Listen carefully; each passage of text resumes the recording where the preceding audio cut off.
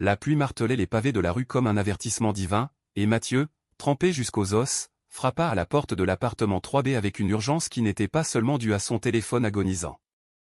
La porte s'ouvrit sur un homme aux yeux cernés, une cigarette éteinte entre les lèvres, qui le dévisagea comme s'il venait de déranger un rituel secret. « Qu'est-ce que tu veux, bon sang ?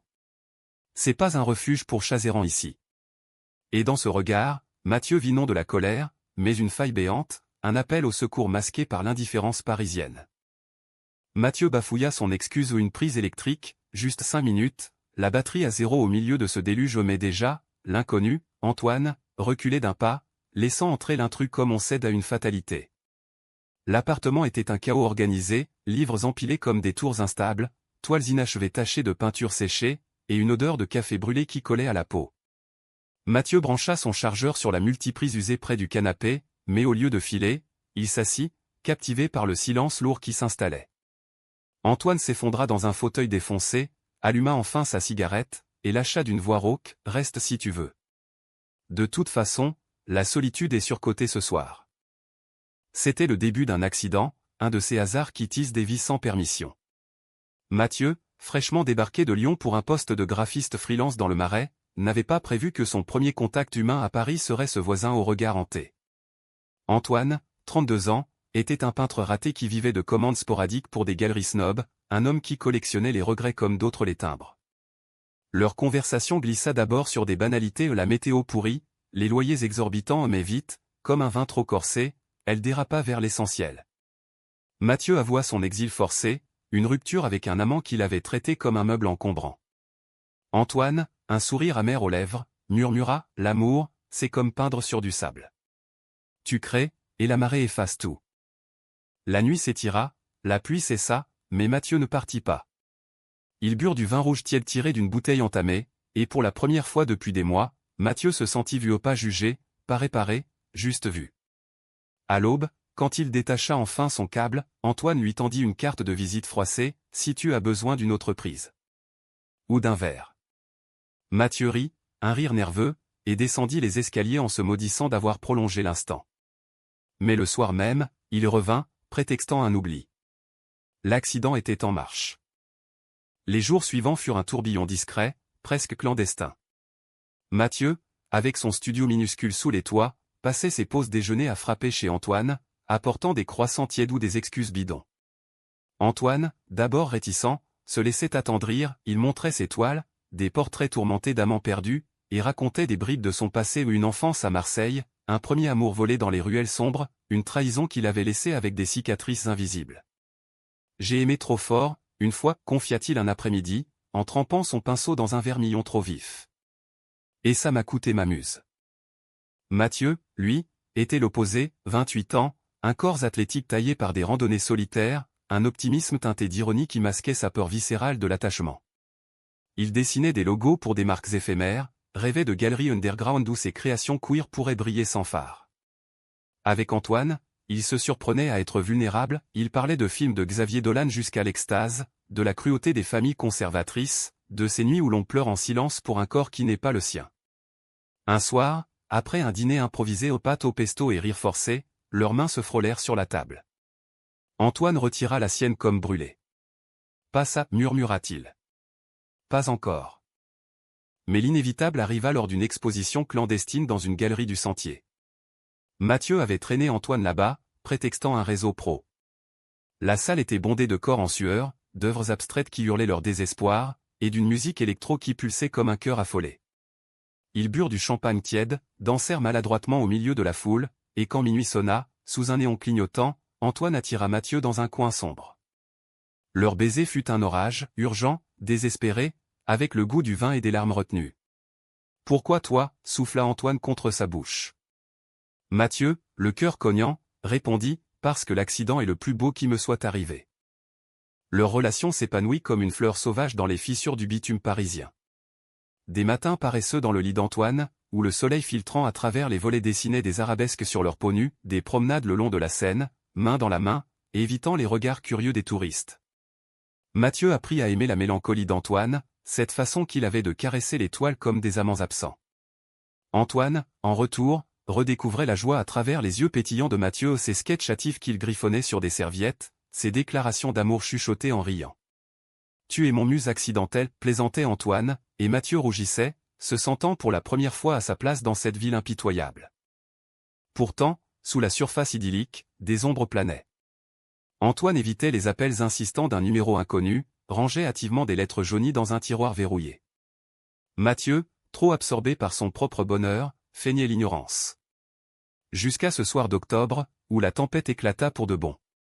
Il rentrait d'un concert au Bataclan, l'air chargé d'euphorie résiduelle, quand Mathieu trébucha sur une enveloppe glissée sous la porte. Pour Antoine de la part de Julien. Le nom frappa comme un coup de poignard. Julien, l'ex qui avait brisé Antoine 5 ans plus tôt, le galeriste charismatique qu'il avait largué pour un modèle plus jeune, plus compliant. Mathieu ouvrit l'enveloppe d'une main tremblante une invitation à une vernissage privée, avec une note manuscrite, « Reviens, mon amour. Paris n'est pas la même sans toi. » Le monde bascula. Ce soir-là, la dispute fut un ouragan. Tu l'aimes encore, hurla Mathieu, les larmes aux yeux, tandis qu'Antoine, blême, secouait la tête. C'est du passé. Il me harcèle depuis des mois, je n'ai rien dit pour ne pas t'effrayer. Mais les mots sonnaient faux, Mathieu vit dans ses yeux la tentation, cette faille où l'ancien amour glissait comme du poison. Tu es un lâche, cracha Théil, claquant la porte derrière lui. La nuit parisienne l'avala, froide et indifférente. Les jours suivants furent un purgatoire urbain. Mathieu erra dans les rues du Marais, évitant le 3B comme la peste, son téléphone muet hormis les messages non lus d'Antoine, « Pardonne-moi ». C'était une erreur de silence. Il se réfugia dans le travail, enchaînant les deadlines pour des clients invisibles, dormant à peine dans son studio qui puait l'humidité et la solitude. Paris, si romantique en surface, se muait en labyrinthe de souvenirs, chaque café rappelait un café partagé, chaque pont un baiser volé. Une nuit, ivre de vin bon marché et de regrets, il composa le numéro de Julien trouvé sur l'invitation. « Laissez-le tranquille, grogna Théil dans le combiné. La voix suave de l'autre rit doucement, « Ah, le petit ami accidentel.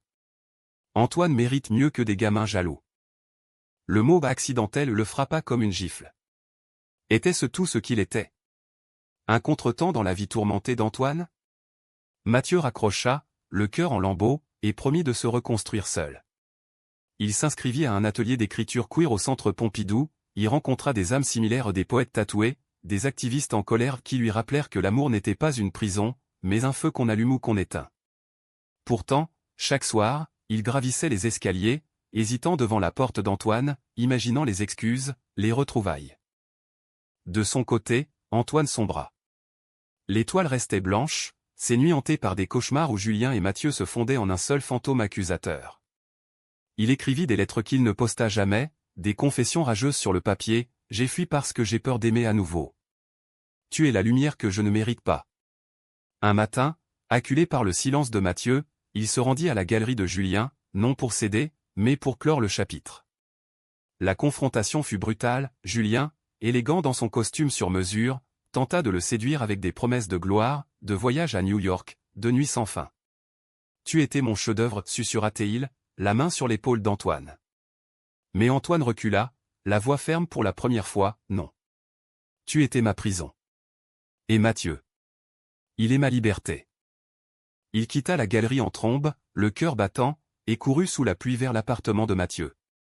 La porte s'ouvrit sur un Mathieu échevelé, les yeux rougis par l'insomnie.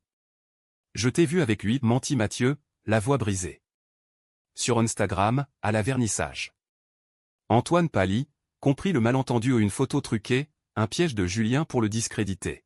« C'est faux. Je suis allé pour te protéger, pour l'affronter enfin. » Les mots se heurtèrent comme des vagues, accusations et aveux se mêlant dans un chaos émotionnel. Mathieu pleura, frappa le torse d'Antoine de ses poings impuissants, « J'ai peur que ce ne soit qu'un accident, que tu me quittes comme lui. » Antoine l'attira contre lui, murmurant dans ses cheveux mouillés, « Non. Tu es mon intention, mon choix. Laisse-moi te le prouver. » La réconciliation fut lente, tissée de silences complices et de gestes tendres. Ils passèrent des jours à déballer leurs valises intérieures, Antoine avoua sa terreur d'être abandonné à nouveau, forgé dans une enfance où son père, homophobe virulent, l'avait chassé à 16 ans. Mathieu confessa sa jalousie maladive, héritage d'un premier amour toxique qui l'avait fait douter de sa valeur. Ensemble, ils consultèrent un thérapeute queer dans le 11e, un espace sur où les mots coulaient comme un fleuve libéré. L'amour n'est pas parfait, leur dit le vieil homme aux lunettes rondes. C'est imparfait, et c'est ce qui le rend humain. Bientôt, la vie reprit son cours, enrichie par ses cicatrices. Mathieu intégra ses dessins dans les toiles d'Antoine, créant des hybrides graphiques qui attirèrent l'attention d'une petite galerie du canal Saint-Martin. Leur première exposition commune fut un succès modeste mais sincère, des œuvres où se mêlaient couleurs vives et ombres profondes, portrait d'un amour naissant au milieu des décombres. Lors du vernissage, entouré d'amis nouveaux et d'inconnus bienveillants, Antoine prit la main de Mathieu sur l'estrade improvisée. Ce qui commence par un accident, déclara-t-il à la petite foule, la voix tremblante d'émotion, peut devenir une œuvre d'art éternelle. Mais le destin, ce farceur cruel, réservait encore un coup. Quelques semaines plus tard, Julien réapparut, non comme un fantôme, mais comme une ombre tangible. Il avait racheté la galerie rivale, et menaçait de saboter leur succès par des rumeurs vicieuses où Antoine recycle ses ex, chuchotait-on dans les cercles artis. La pression monta, Antoine replongeant dans ses doutes, Mathieu dans une rage protectrice. Une nuit, après une critique anonyme assassine dans un blog influent, ils s'effondrèrent ensemble sur le sol du salon, entourés de coupures de presse froissées. « Et si on fuit » murmura Mathieu, la tête sur l'épaule d'Antoine. Vers le sud, Marseille, recommençait. Antoine secoua la tête, un sourire résolu, non. On affronte. Ensemble. Le climax survint lors d'un débat public au centre Beaubourg, où Julien, invité comme modérateur, tenta de les humilier en public.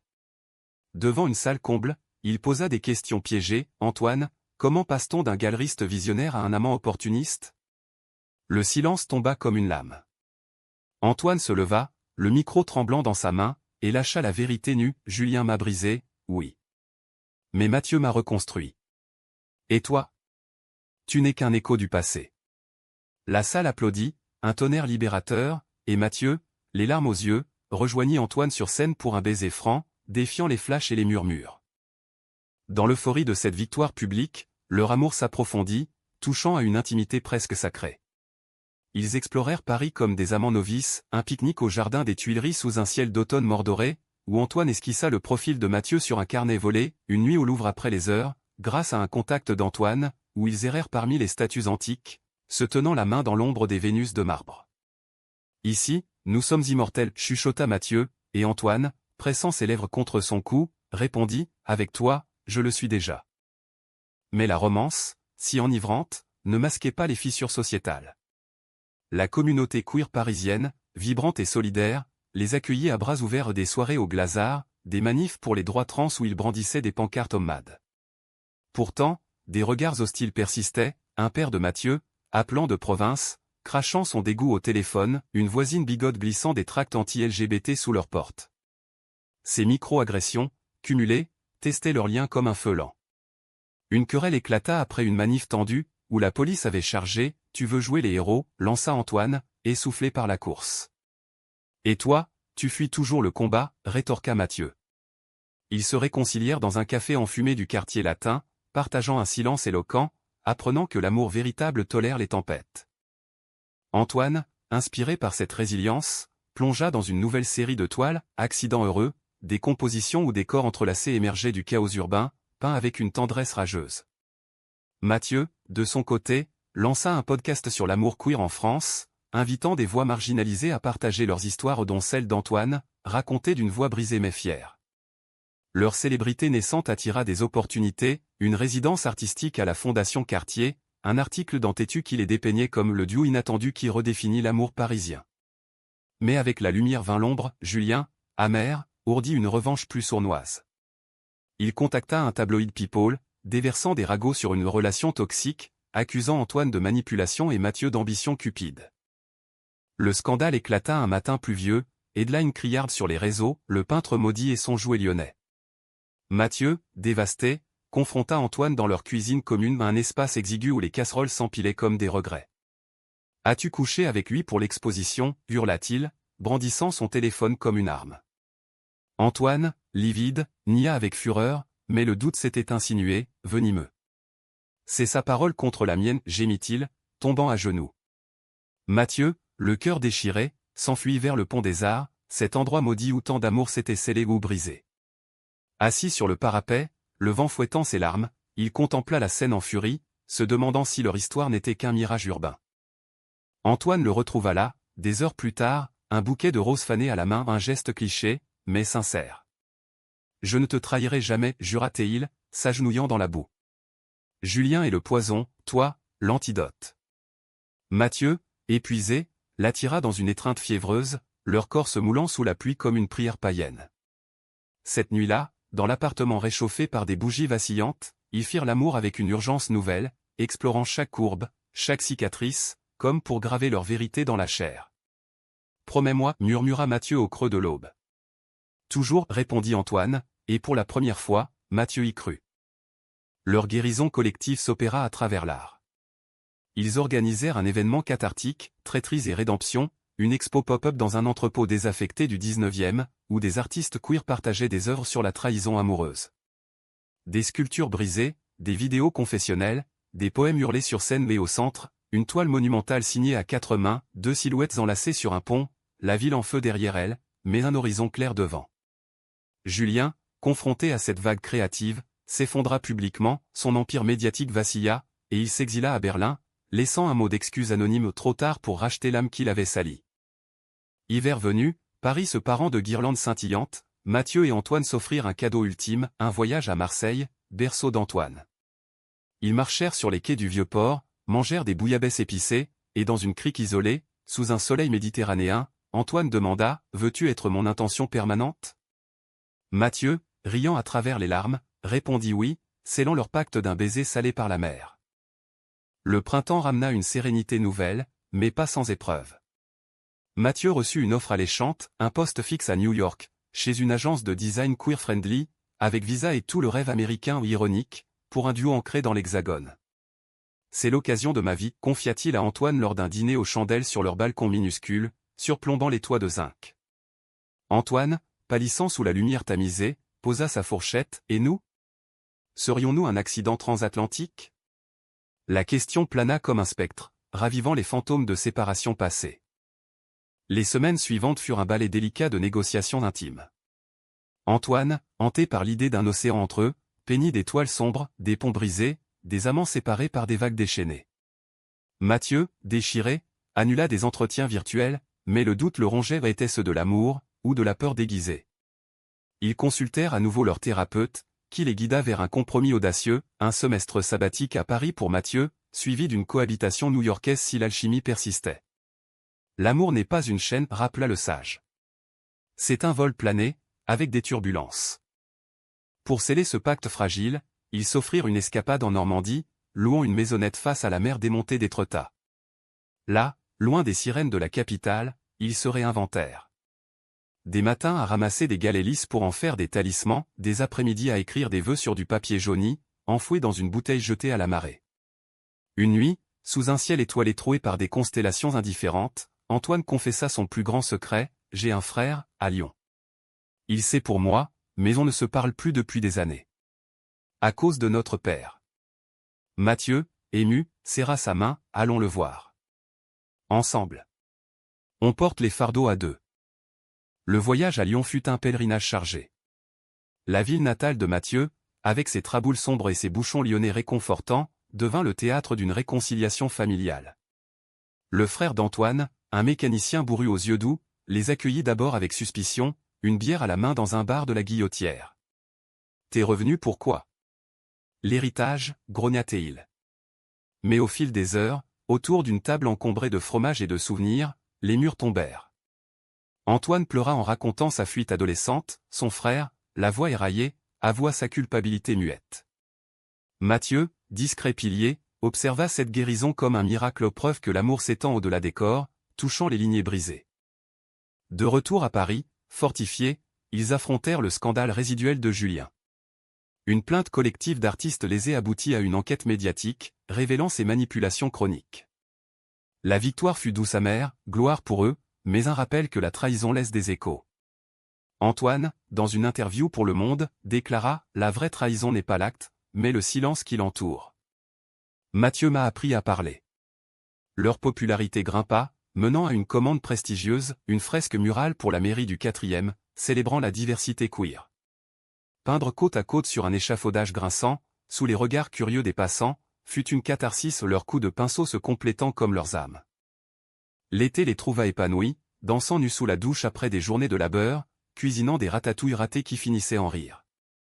Mathieu lança son podcast à succès, Amours improbables, où leur histoire devint un épisode phare, touchant des milliers d'auditeurs isolés.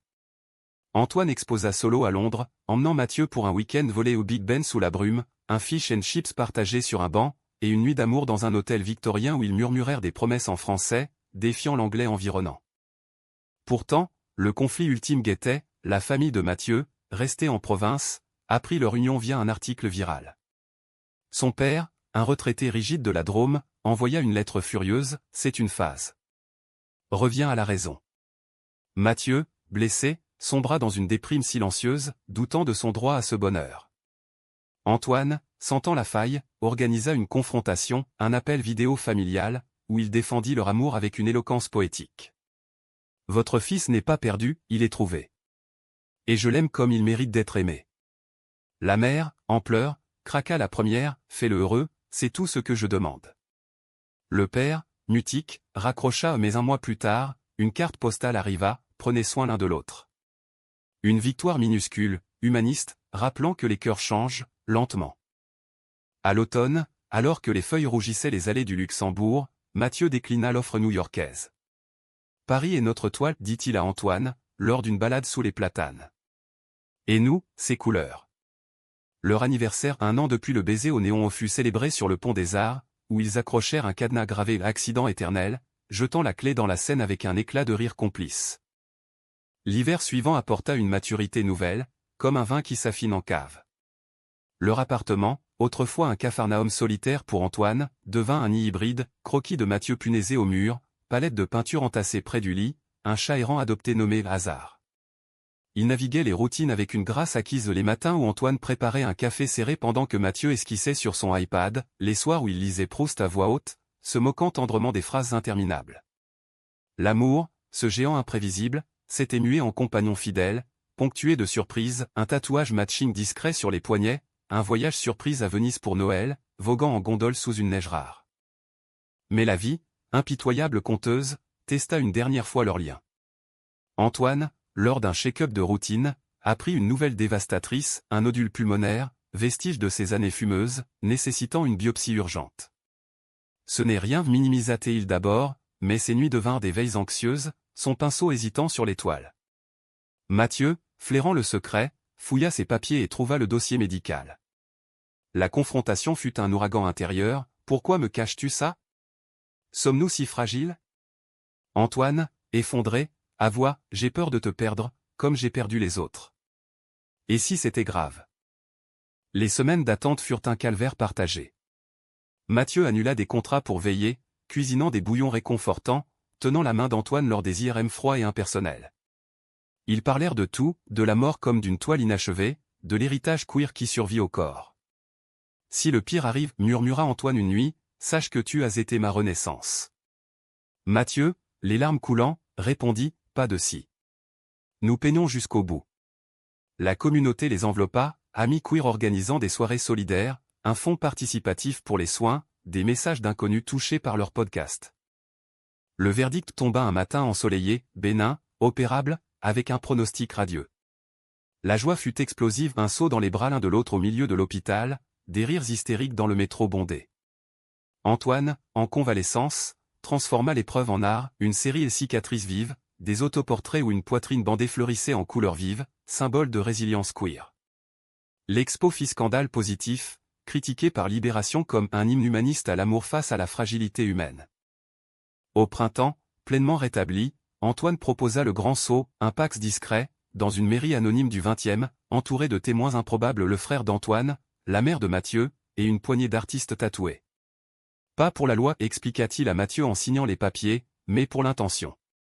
Leur lune de miel fut un road trip le long de la Côte d'Azur, dormant dans des campings étoilés, faisant l'amour sur des plages désertes, écrivant des haïkus sur des coquillages. Des années s'écoulèrent ainsi, en couches successives de joie et de deuil mineur. Mathieu devint un nom dans le design queer, consultant pour des marques inclusives, Antoine, un peintre établi, enseignant dans une école d'art du XIIIe. Ils adoptèrent un second chat, voyagèrent en Islande pour voir les aurores boréales comme nos cœurs, dit Antoine, émerveillé. Les conflits passés devinrent des anecdotes, Julien, repentant, envoya un jour une toile anonyme en guise d'excuse, que l'on accrocha ironiquement au mur.